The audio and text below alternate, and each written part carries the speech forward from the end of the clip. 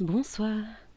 Ce soir, je vais vous raconter une histoire un peu particulière. C'est une histoire que j'ai dû écrire pour un travail et que je vais donc vous lire.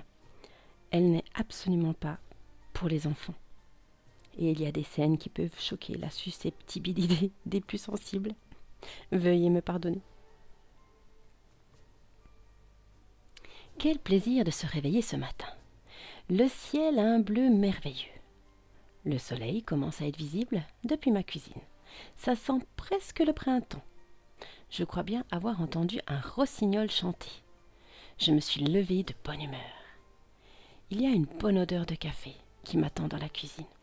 J'adore quand mon mari me prépare une cafetière avant de partir pour son boulot. Je suis debout depuis une bonne dizaine de minutes. J'ai ma pâte à crêpes qui repose. J'ai même le temps de filer sous la douche avant que les enfants se réveillent. Ils vont être contents. Ils aiment bien déjeuner avec ça. Et moi aussi. Cela me rappelle mon enfance. Quand j'étais en vacances, nous avions soit des crêpes pour le premier repas de la journée, soit mon père allait chercher des brioches à la boulangerie du coin. Que de souvenirs sympathiques ce matin.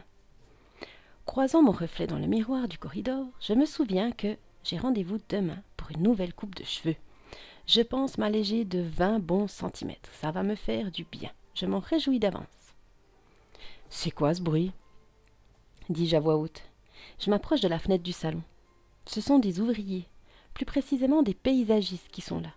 Ils sont en train de se préparer pour tondre l'herbe. C'est étonnant, nous sommes qu'en février. Revenant à la cuisine et perdu dans mes pensées, j'entends des petits pas rapides arriver en courant derrière moi. Mes deux toupies sont debout. Aline, 5 ans, et Victor, bientôt 7. Quelle chance j'ai d'avoir ces deux adorables enfants. De vrais petits monstres par moments, mais je ne pourrais pas me voir vivre sans eux. Comme je l'avais prédit, pour me remercier, j'ai droit à 2 gros câlins. À peine levés, ils sont déjà en train de se battre pour savoir qui mangera la première crêpe au sirop d'érable. Cela me fait sourire. Cet après-midi, comme nous sommes le mercredi, nous allons profiter du temps clément pour aller visiter le jardin botanique de Neuchâtel. Il est super sympa, gratuit, et avec les enfants nous adorons ça. Je perçois à nouveau ce bruit, m'obligeant à fermer la fenêtre du salon. Je n'entends plus les oiseaux chanter. Je vais regarder sur mon balcon. Les paysagistes ont sorti les débroussailleuses et ils sont en train de s'occuper des arbres. Ils sont littéralement en train d'arracher les nouvelles pousses. J'en vois même un avec une corde qui tire sur une branche pour la casser. Aline me rejoint inquiète. « Maman, les corneilles, elles étaient en train de faire leur nid dans cet arbre hier matin, c'est juste ?» Ne voulant pas lui faire de peine, je lui réponds qu'elle se trompe, qu'elles étaient certainement juste en train de s'amuser. Mais ma réponse aurait dû être « Bien sûr, ma chérie, tous les professionnels de la nature sont censés savoir que les corneilles sont les premiers oiseaux de nos régions à préparer leur nidification. » Il est 8h15. Il est déjà 8h15. L'école commence à 8h25. Je me dépêche d'aller chercher l'auto au garage. Et nous filons aussi vite que la zone 30 km/h nous le permet. J'ai de la chance qu'ils soient tous les deux dans le même petit collège. Cela me facilite l'organisation. Une fois les enfants déposés avec leur goûter, j'ai encore le temps et surtout l'envie de filer au marché. J'adore y aller en semaine. Ce ne sont pas les mêmes stands ni les mêmes clients. Je suis ravie car j'aperçois au loin Cosette, c'est mon amie d'enfance. Je ne l'ai plus revue depuis qu'elle a divorcé. On tombe littéralement dans les bras l'une de l'autre. Cela fait tellement du bien de la voir ainsi, rayonnante. Nous papotons gaiement quand nous entendons une voix nasillarde derrière nous. J'ai directement les poils des bras qui se dressent, car je reconnais instantanément ce ton et ce timbre de voix. C'est Madame Ulrich, cette affreuse maîtresse d'école que nous avons eue quand nous avions 8 ans et qui nous martyrisait. « Eh mais qui vois-je là? Comment se retrouvent les 2 pipelettes? Vous n'avez pas changé, toujours à jacasser au milieu du chemin. » S'ensuit pour nous un discours aussi insipide que débilitant, narré par cette affreuse bonne femme, qui a ruiné notre enfance. Elle est toute fière, elle ne se rend même pas compte du mal qu'elle nous a fait. C'est tout naturellement qu'elle nous invite à une soirée ce soir, même dans son nouvel appartement, avec d'anciens élèves de notre classe. Bien sûr, nous refusons poliment, et nous nous en allons très vite, rattrapés par un fou rire. Cosette a quand même pris sa carte, au cas où nous changerions d'avis.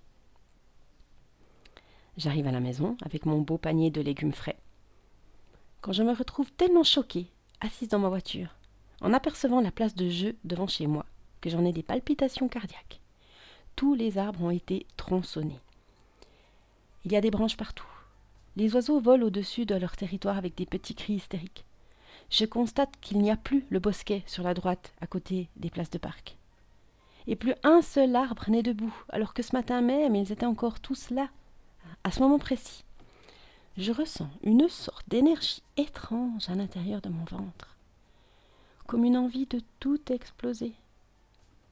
Je revois le visage ridé de la vieille mère Ulrich, toute contente de me rabaisser sans cesse dans sa salle de cours, car selon elle, j'étais beaucoup trop sensible. Je ne sais pas exactement ce qui me prend, mais je rentre chez moi comme un automate.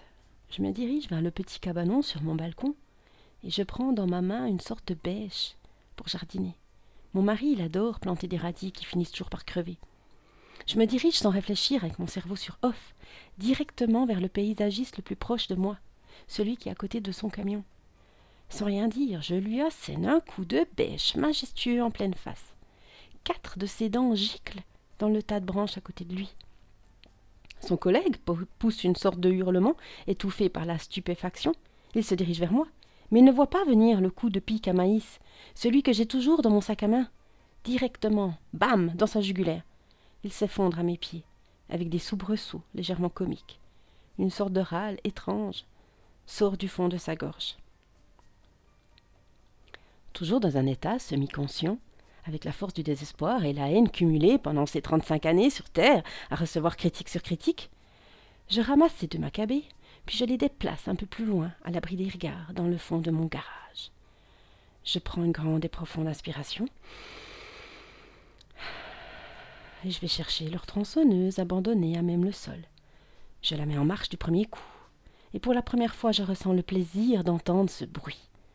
Concentré, je m'attelle à la tâche, et je les découpe minutieusement.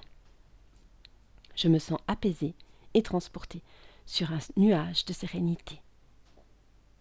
Après avoir fini cette délicate besogne et avoir récuré, je m'en vais me doucher et j'appelle mon bien-aimé pour qu'il prenne congé et récupère lui-même les enfants. Me croyant souffrante, il accepte ma demande sans me poser de questions. Il est également d'accord d'aller lui-même au jardin botanique.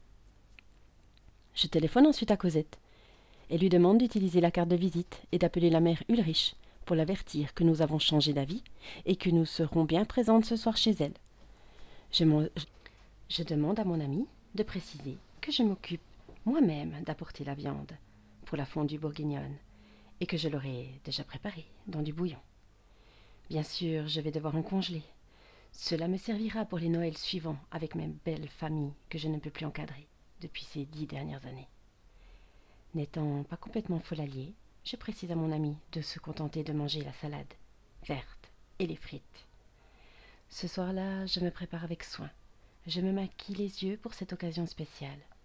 Et c'est la larme à l'œil et très émue que je regarde les persécuteurs de mon passé, ces anciens enfants et cette professeure qui ont abîmé ma scolarité, se goinfrer et dévorer ces 2 macabées.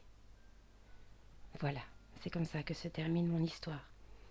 J'espère que vous n'aurez pas été trop traumatisés et je vous souhaite une bonne année et un bon appétit. Bisous.